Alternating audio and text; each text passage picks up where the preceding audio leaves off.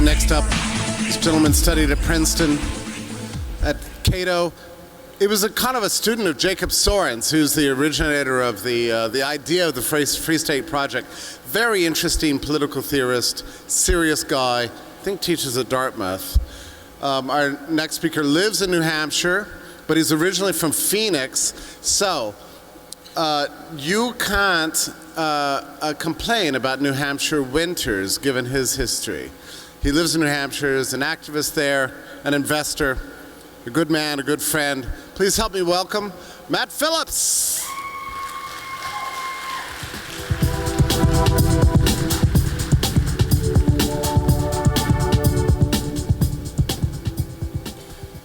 Good afternoon, everyone. How are y'all doing? Having a good time, all right? My name is Matt Phillips. I'm with the Free State Project from up in New Hampshire. Ooh, getting a little feedback. There we go, okay. First off, how many of you have heard of the Free State Project? Okay, so most of you, yeah. Who hasn't? Let's do it that way. Anyone? No? Okay, there's a few of you out there. All right. Does it help if I say it's that thing in New Hampshire with all the libertarians? Is that a couple of hands go down? Yeah? Who here has actually been to New Hampshire for one of our events? Really? No? Okay. A few of you, yeah. Who here is into political activism, like running for office and lobbying legislature versus not? Is anyone into that kind of stuff? No. A couple of hands. Okay. I never know who exactly we're going to be talking to.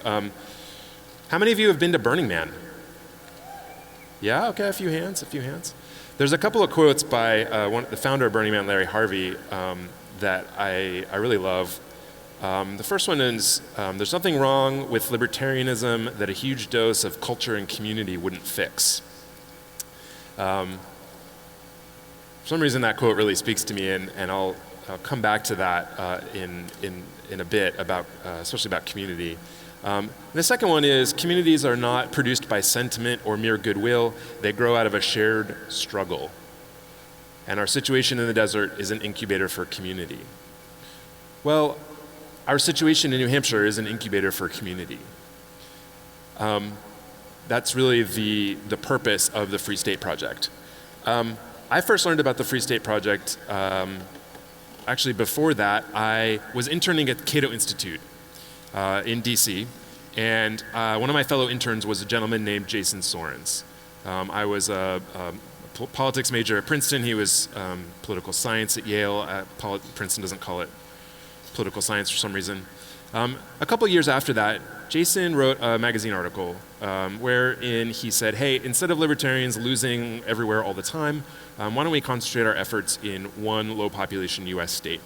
And he put it out there as this idea, and a couple of other folks took it and ran with it. That was in 2001, so I was on the original, he sort of emailed this around as like, hey, I just wrote this. So I knew about it pretty much from the very beginning. By 2003, a bunch of folks all over the country had gotten together and said, okay, this is a great idea, but which state should we pick? And they did a vote, and they ended up picking New Hampshire by a significant margin for a few different reasons.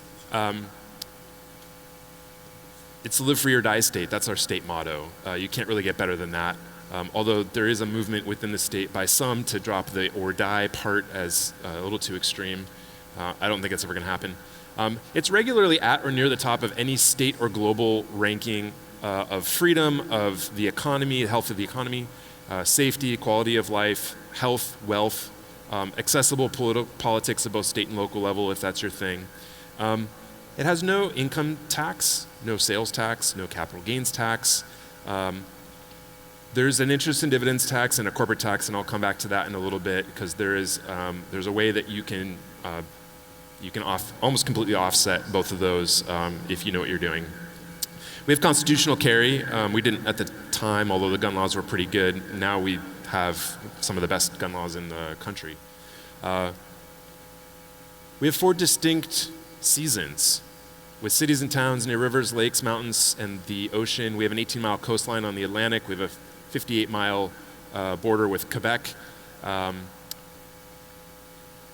about those 4 seasons, one of the the most common objection we get, especially for those of you living here in Acapulco, I can't possibly move to New Hampshire. The winter, it's crazy. It's really not that crazy. In fact, New Hampshire's winter average annual temperature throughout the year is within 5 degrees of half of the states in the United States. So if you look pretty much at the whole top half of the contiguous United States and Alaska, our winter is more or less the same.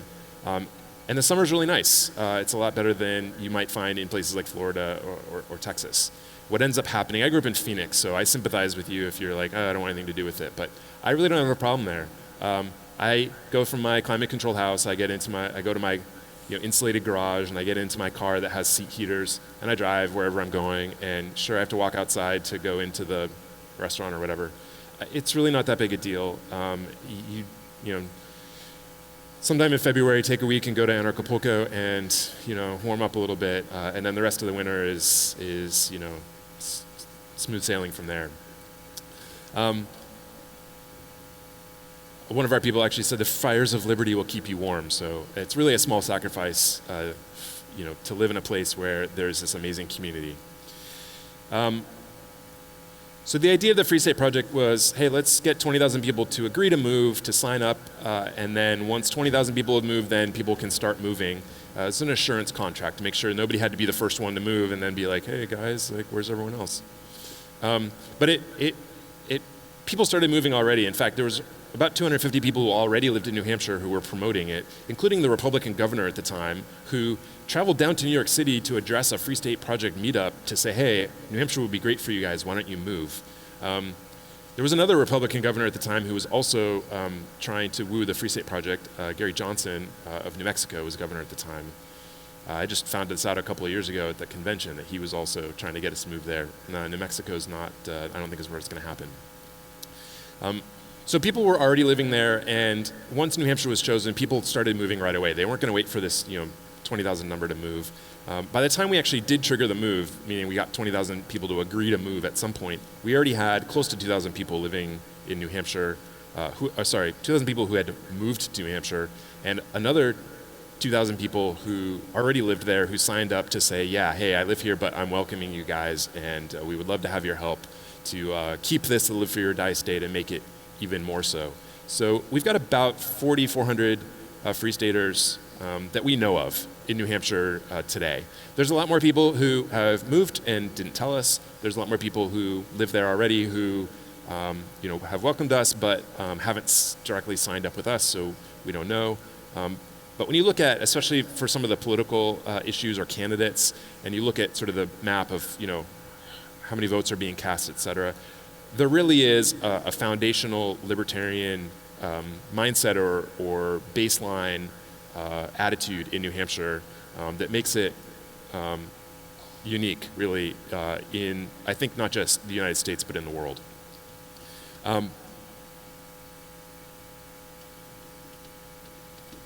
There are about 560 Liberty meetups annually. It sounds like a really exact number. Those are just the ones that we know about. And I'll also come back to that in a bit. There's 120 companies that have been founded by Free Staters who have moved to New Hampshire. There's about $250 million in real estate that has been purchased or invested in by Free Staters. About 5% of the legislature at any one time, we have an election every 2 years, are either Free Staters or are basically more or less Free Staters. And we have the highest per capita number of businesses that accept crypto. And I will also come back to that. A lot of people ask when they move or are considering moving to New Hampshire, what are my marching orders? What do I do when I get there? The Free State Project, Inc., the actual legal entity that's a 501c3 that basically operates the website and a couple of our events, our job is to get you to New Hampshire. Once you, and connect you to some of the other Free Staters living there, but once you get there, it's really up to you. And there's a really wide variety, a wide spectrum of things that people do there, including raising a family. It's one of the best ways we actually get new libertarians into New Hampshire is by birthing them. Those kids that you just birthed, homeschool them, unschool them. There is a huge homeschooling community in New Hampshire, and the laws are set up so that you can actually do that without being harassed or molested by the state. There's a gentleman, not a Free Stater, native, who is now the head of the Department of Education, who homeschooled all 7 of his kids, and was appointed to that position by the governor. A lot of people start a business, and I'll come back to that with a bunch of people who have done that. A lot of people do podcasting, farming, ranching. There are community market days where lots of people get together and participate in agorism. They sell each other goods and services using either cash or crypto or barter. Whether that's things like vegetables they grew or pigs they raised or artwork or what have you. For those of you who are a little bit more into the more direct political activism, there are a bunch of organizations and individuals who tackle various different pieces of that whole puzzle, whether it's education or drug policy, firearms, Second Amendment rights, whatever. And there's an organization called the New Hampshire Liberty Alliance that basically looks at all of the bills that are going through the legislature every year and analyzes them to see whether they're good for liberty, pro-liberty, or anti-liberty, and then puts out a short blurb that says why, and they hand that out to all the legislators as they're walking into the State House, so that people who are interested in actually following through with their oath of preserving both the Constitution of the United States and of the state can figure out some of these bills. We have a citizen legislature, so there's 400 state reps and 24 state senators, and it's really hard to keep track of all the bills. There's upwards of 1,000 bills every year, and so it can be hard to analyze them, especially because some of them on the surface look like they're good, but then you dig into it, or what's the policy behind it, and some of them are a little dodgy. So there's this organization that tracks all of those, and it's no easy job, and it's all volunteer. A lot of people who want to run for office, they do so under the banner of the Republican Party. The Republican Party in New Hampshire is not very much like the Republican Party at the national level. There's a lot of liberty orientation in the Republican Party there. Just last week, we have one of our Free State Project had one of our events, Liberty Forum, up in Manchester, and the vice chair of the state Republican Party came to visit us. Last year we had the chair of the Republican Party coming to meet and greet. So that's always one option. Yes, we have the Libertarian Party is active. They haven't won anything, any races that I'm aware of yet. But they are there, they are active if that's your thing. There's an organization called the Children's Scholarship Fund that it's a charity. They raise money to take kids out of public school, to put them into either private schools or charter schools or even homeschooling, based on the needs of the kid rather than the sort of one-size-fits-all public school. Now, what's awesome about this organization is a donation to this organization, you get an 80% tax credit against either the corporate tax if you're a business owner or a business, or against the interest and dividends tax. So those two sort of main taxes that you might expect to have to pay, you can offset the vast majority of that by donating to a very worthy cause that is run by a woman who is a native, not a Free Stater, but very friendly.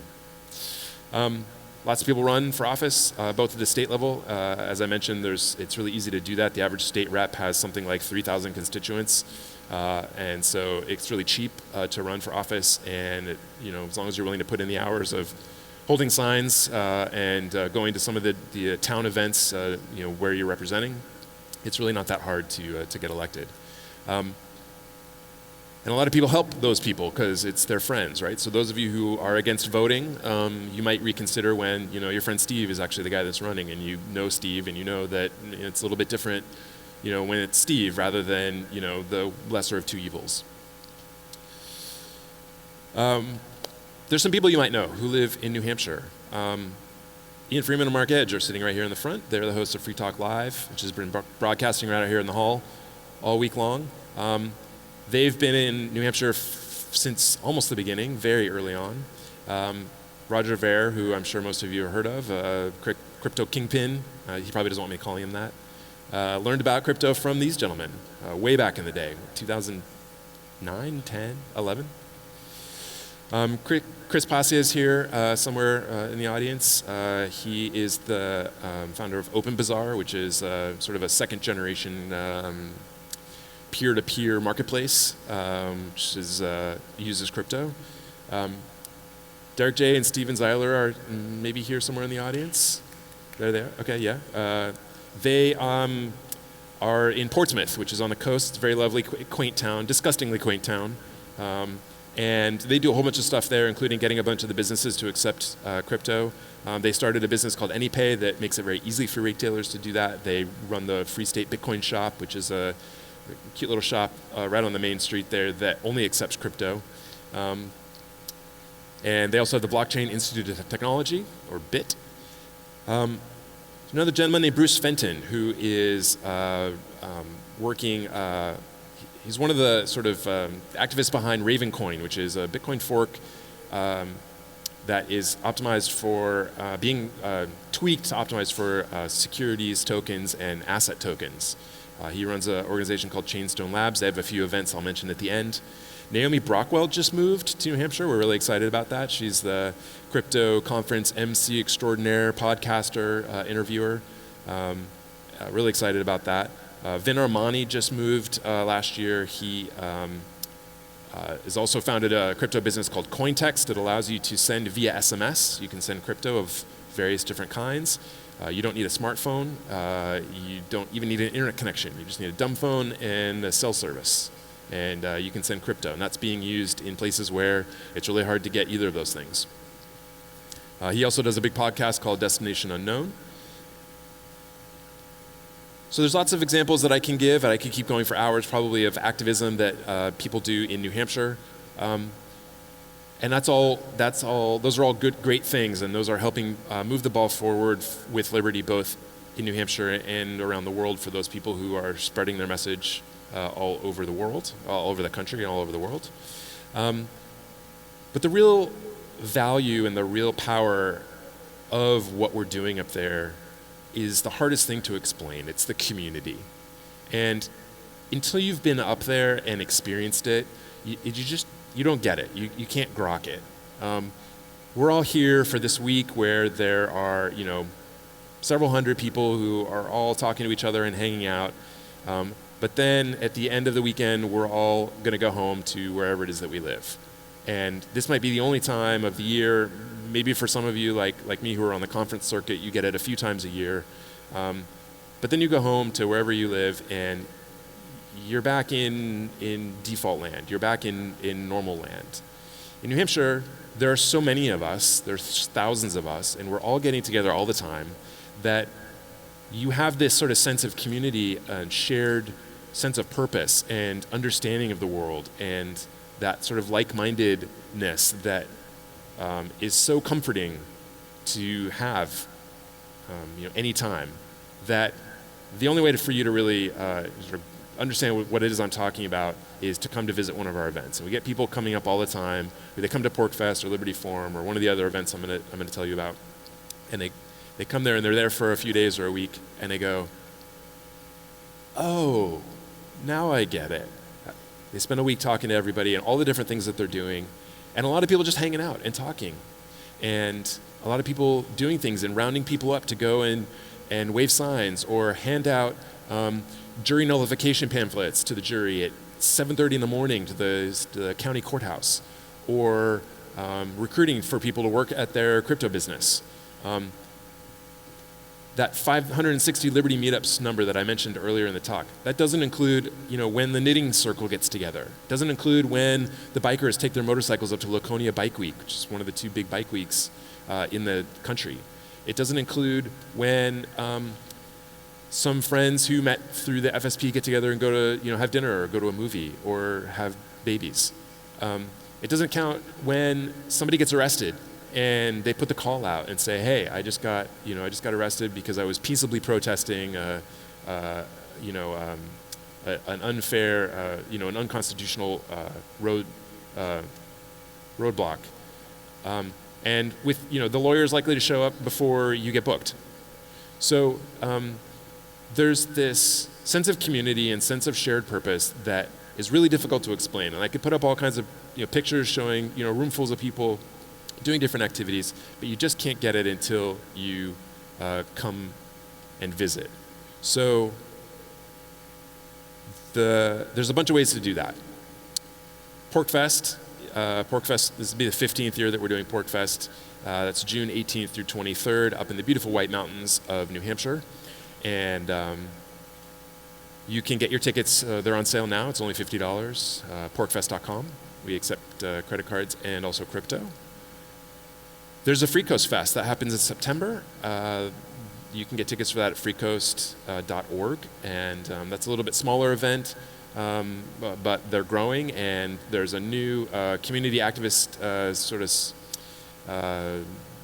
activism and family and education center out there called the Praxium, and they just got a new spiffy location building that they are fixing up, and they're having events there. Not just all day, all week, but every day. They hold classes there, they hold small events, they hold dinners, martial arts lessons, what have you. There's the Free State Blockchain and Digital Assets Conference that happens in the fall. You can get tickets for that at blockchainnh.org. That's Bruce Fenton's organization. Bruce Fenton is also the organizer of the Satoshi Roundtable, which you may have heard of. It's a sort of very exclusive, invite-only. All of the bright lights of the crypto movement get together once a year. They were actually just at the other side of Mexico a couple of weeks ago, and they sort of hash out where's the movement going, and what are the challenges we're facing, and who's doing what, and where should we be investing our time and energy.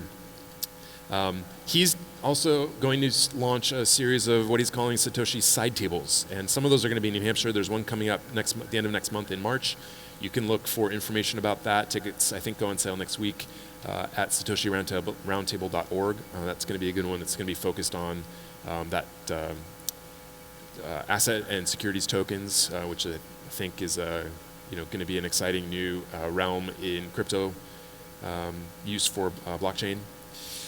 And then here's the cool thing, which is any random Tuesday that you happen to show up, there's something going on somewhere in the state. You can send us an email, help@fsp.org, or find us on Facebook and say, hey, I'm going to be in town. I'm going to be in Boston, which is only 30 minutes away. What's going on? Who can I meet up with?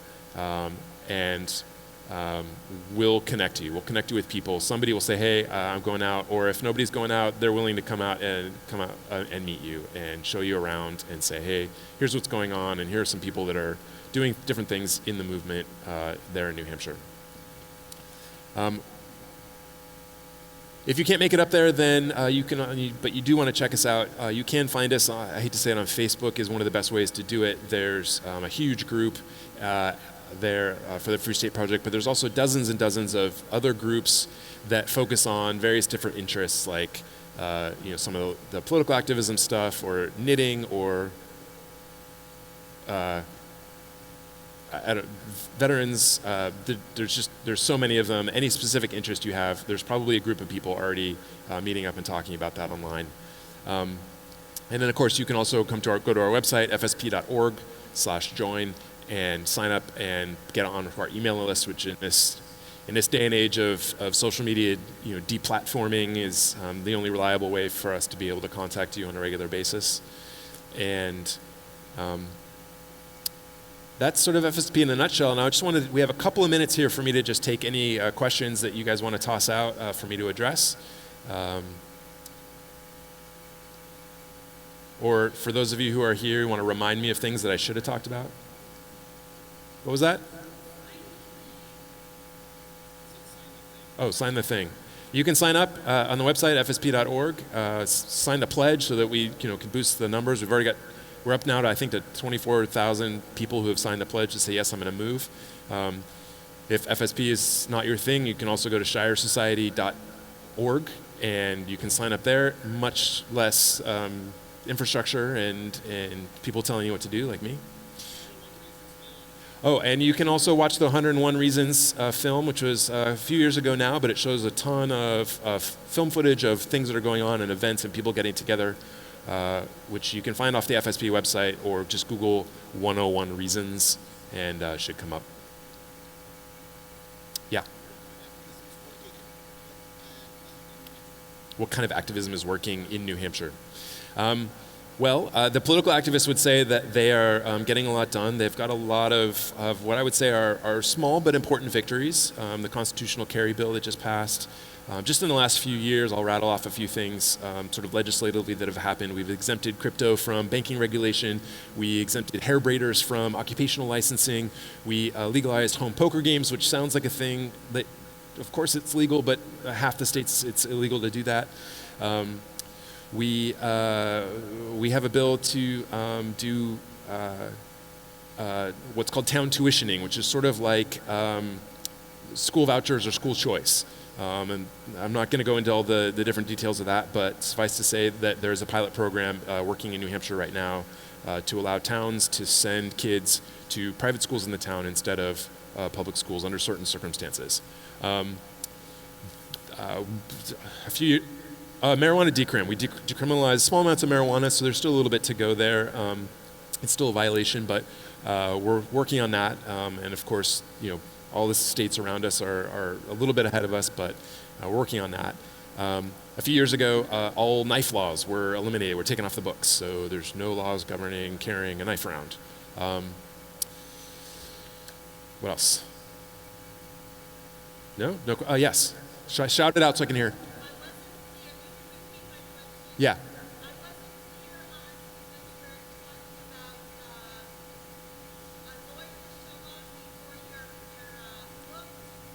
That's if you know that that's not our lawyer. That's there are lawyers in our community, and if have made prior arrangements with them, to say, hey, I'm doing activism, you have their number and they've got your number, and sometimes it might even show up pro bono, but don't quote me on that.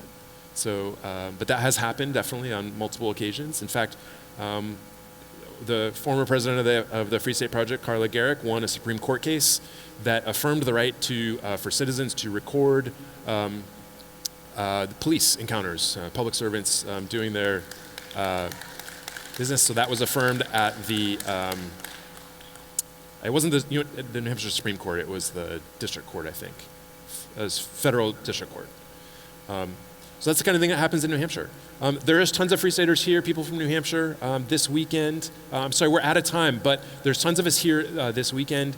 Please find me or Mark or Ian, who are sitting right here. They know actually more about it than I have because they've been in New Hampshire longer. There's lots of us here this weekend. Please come and find us, ask us questions. We love talking about it. Or better yet, make plans to come to Pork Fest in June or one of the other events that's happening throughout the year. Thank you so much.